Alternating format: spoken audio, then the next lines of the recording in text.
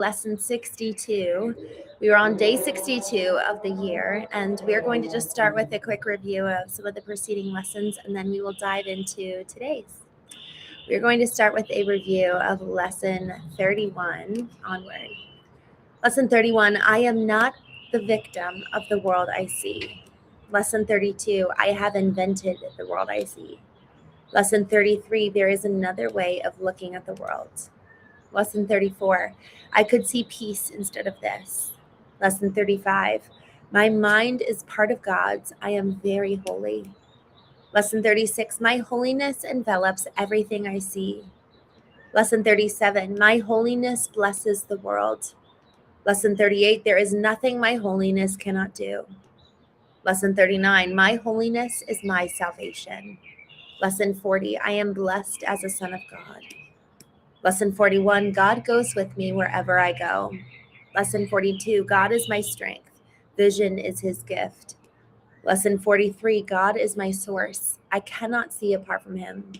Lesson 44, God is the light in which I see. Lesson 45, God is the mind with which I think. Lesson 46, God is the love in which I forgive. Lesson 47, God is the strength in which I trust. Lesson 48, there is nothing to fear.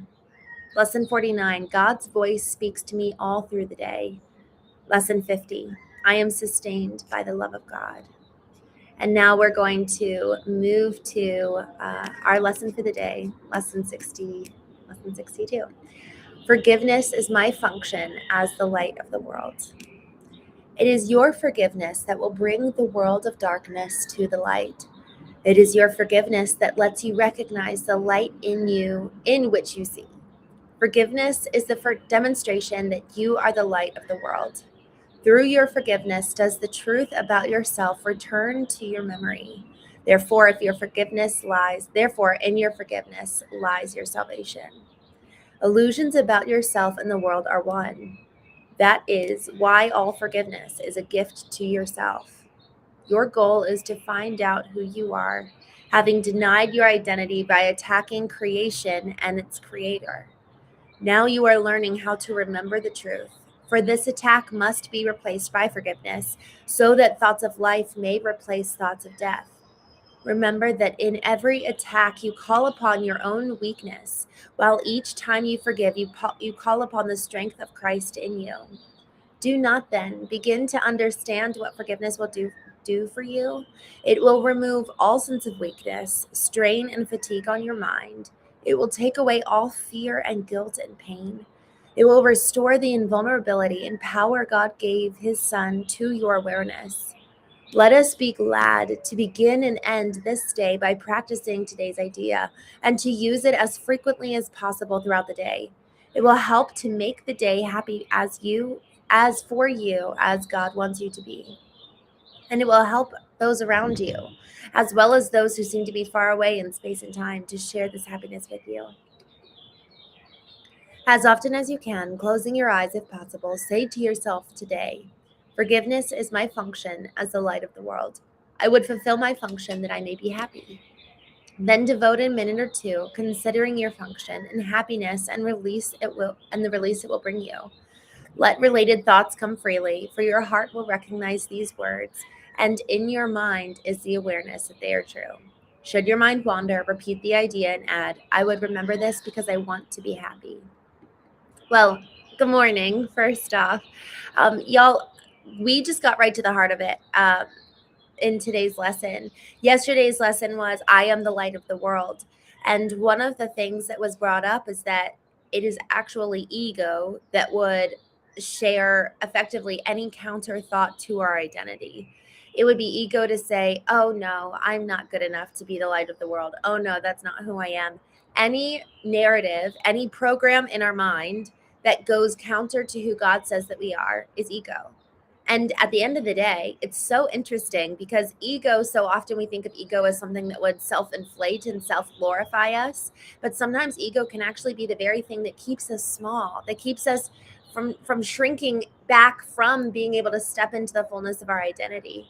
And our identity, as God would have it, is that we are the light of the world. We are to be cities on a hill. We are to be love. We are to be light. And in that fulfillment of that identity is actually stepping into the power that is yours and that's mine. And this is what's really, really interesting, is that if we were to really step into that power, it's going to actually look different for each one of us, because each one of us was made so different. But each one of us has the same powering source. So effectively, each one of us, if we're having God as our source, then we're going to be able to step into the fullness of who we were uniquely created to be. So it's like the same source, but different manifestations across the board, because we're all made so, so, so different. And so yesterday, where it was talking about ego would keep us small, and ego is the antithesis of stepping into basically who God says that we are. Today, she talked about identity. And so I was thinking about identity yesterday in relation to the Knowing show last night, but I decided to take a step back and just say, okay, well, how do we know who we are? But tonight, I want to dive deeper into identity. How do we step into and walk in the fullness of our identity? Because identity is something, it's like when you join the military, the role of a Marine. And actually, I was watching A Few Good Men on my flight this weekend. For those of you who haven't seen it, first, such a good movie. It's about this court case with these two Marine officers. And it was really, really fascinating watching it, because the lawyer in the film is a naval officer, and he's obviously representing these two Marines.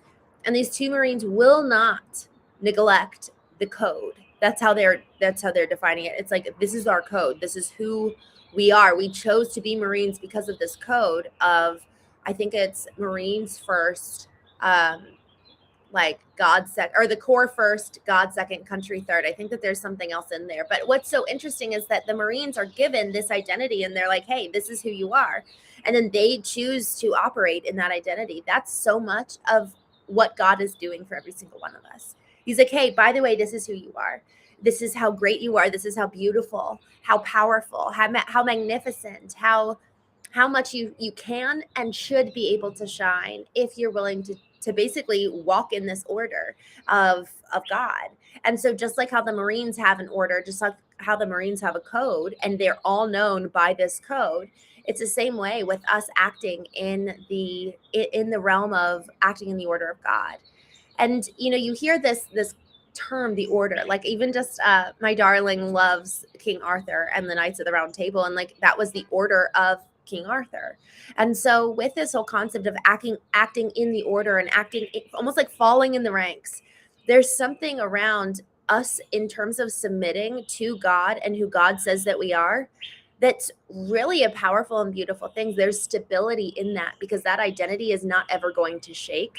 And that's how God sees us. He sees us in this incredibly powerful and potent way. And then it's our choice. Am I going to step into the rank and order of the King of Kings? Am I going to step into the rank and the order of who God says that I am? And so much of that has to do with being the light and being a city on a hill and taking up space. And in that process, we then get to change the entire environment in which we find ourselves. We get to usher in the presence of God. As long as we're stepping into our identity, God is right there with us. And so just going back to what she says here, which is just so, so, so potent. She says, illusions about yourself and the world are one. This is why all forgiveness is a gift to yourself. Your goal is to find out who you are, having denied your identity by attacking creation and its creator. Now you are learning to remember the truth. For this attack must be replaced by forgiveness, so that thoughts of life may replace thoughts of death.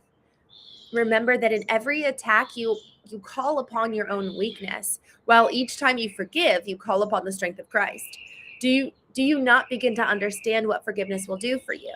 It will remove all sense of weakness, strain, and fatigue from your mind. It will take away all fear and guilt and pain. It will restore the invulnerability and power God gave his son to your awareness.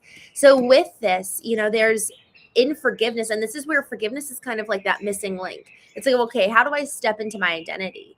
There's forgiveness at like the intersection. That's why there's so much kind of harping on forgiveness in terms of what Jesus teaches, whether you believe he literally came or is that figure that is for all of us. And I actually do believe that he literally came, and I think it's the best story ever.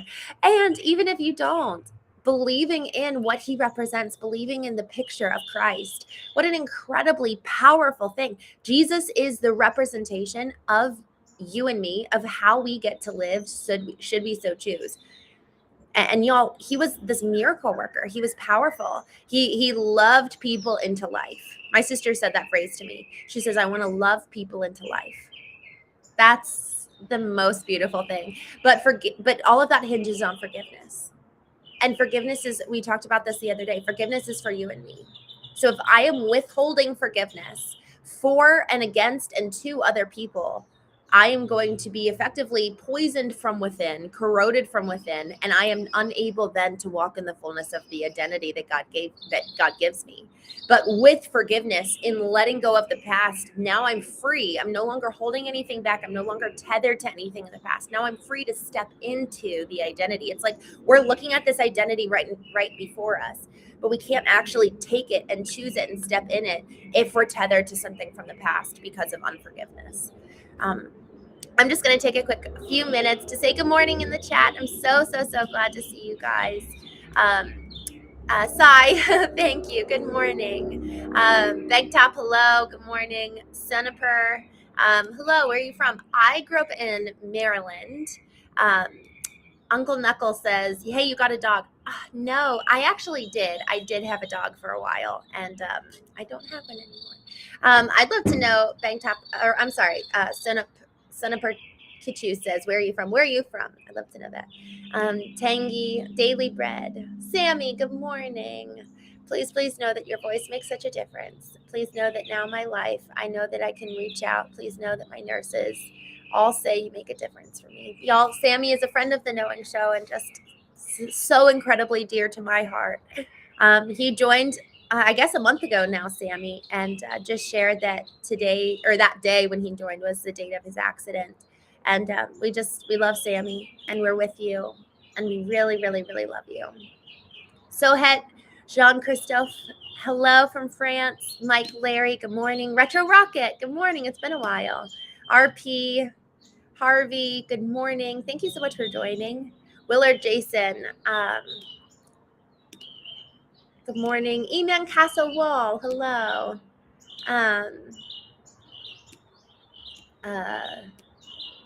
Eman Castleman, I love you. Eman Castle Wall says, don't bully my therapist. I love you. Thank you. Oh man, wow. This is like a mic drop moment, y'all. I'm pinning this one. RP says, ego, edging God out. Y'all, that is so good. You know, isn't that so powerful? You know, we think of ego as something big, and I think that if I was to picture ego, I would actually picture it as something big, some the big thing that I need to attack and need to like conquer. But really, ego is so small. It's powered by fear. Whereas, man, when we're powered by ego, we're going to be fearful. We're going to be small, because at the core of who we are, if we're like powered by ego, with that as our core, we've got a lot of fear. It's like this small little kid inside of us who's afraid that they're not enough, and so therefore we're going to inflate ourselves. And what's so interesting is that when God is our source, it's actually like, man, we're so much bigger. And it's in a way that really is truly humble, because there's a humility in letting go, in forgiveness, in stepping into the identity. Because it's like, okay, God, who do you say I am? There's a surrender in that, rather than clinging tightly to the past, clinging tightly to ego. We are letting go and saying, all right, God, I'm going to accept the role that you give me. And in that process, y'all, it's like, what is this biblical concept? It's this Bible verse that I learned when I was probably like 5 years old. The proud goes before a fall, but the humble will be exalted. And there is something in that. If we're humble enough to let go of ego, let go of everything from the past, all the pain that people have caused us, and forgive, God is going to exalt us in this role of this identity that's so much better and bigger than I probably would have ever assumed for myself. And probably same for you. So I love that. Ego, edging God out. Freaking so good. The ninja, good morning. I'm glad you're here. Richard, hello. Okay. Good morning. Christopher Adams, Matthew 5:14 is Christ telling us we are the light of the world, but John 8:12 explains further that Christ is the true light, so therefore we reflect his light in imitation. I've never thought about it from that perspective. Interesting. Well, if Christ is in us, then technically it's that light that we're illuminating, so it is in us. I'm going to look into that. That's a really, really interesting perspective.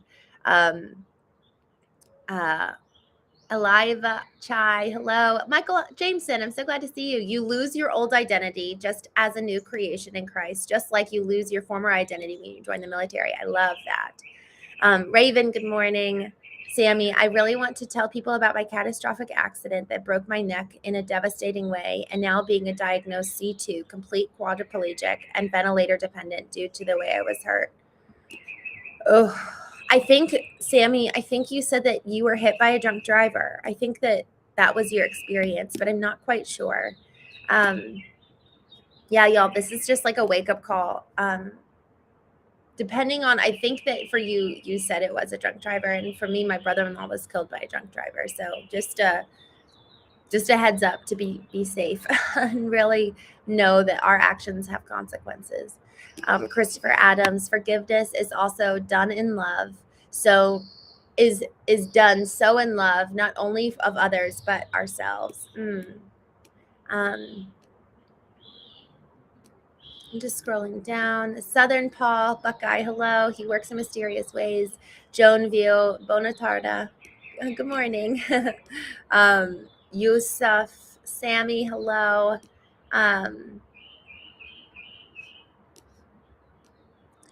Christopher, I'd equate the lack of forgiveness as a chain restricting us in our prison of pride. Ooh, that's a really, really good word. So good. South Paul says, Chicago here, RP Northern Illinois. Good morning. Nice. We've got Illinois representation. Fergus Gunning. Hi from Dublin, Ireland. Thank you. Thank you for joining. Man says, ego is the strongest thing wow, that moves the world more than Satan, man. South Paul, Ronnie Pickering loves you. Good morning. Thank you. Duke Blocks. Good morning. Thanks for joining. Milton, hello from London. Milton, I hope to go to London this year. Thunder Mama, good morning. Willard, Jason, Ezekiel 3:16. I'm going to have to look that up. Vitality, good morning. Milton, thank you. Christopher says, those are humble will be exalted. Those who exalt themselves will be humbled. Thank you. I was like reaching for it. The parable of the Pharisee and the tax collector in the Gospel of Luke affirms this. You know, that's exactly the story I was thinking about, because what's so interesting is that ego in this story is that ego is standing tall and proud and says, God, I thank you I'm not like other men. So ego can take so many different manifestations. It can be false humility, which is like, oh, I'm so glad I'm just not like that person. You know, it's like, okay. But then it can also be really taking up the space and inflating themselves and stepping into the spotlight in a false way where, frankly, that's not the identity God gave you. Therefore, that's not your spotlight. So it's really interesting. Ego, to use RPs, I love that, edging God out.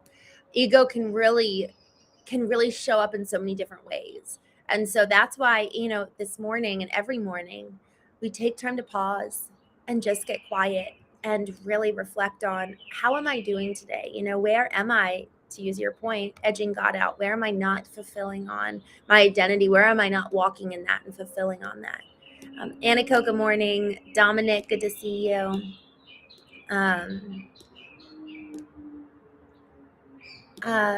Dustin Fisher. Uh-oh. You're throwing a hard one at me. Willard, we just don't really talk like that here. I'm so happy for you to be here, but we're not gonna talk about that stuff here. All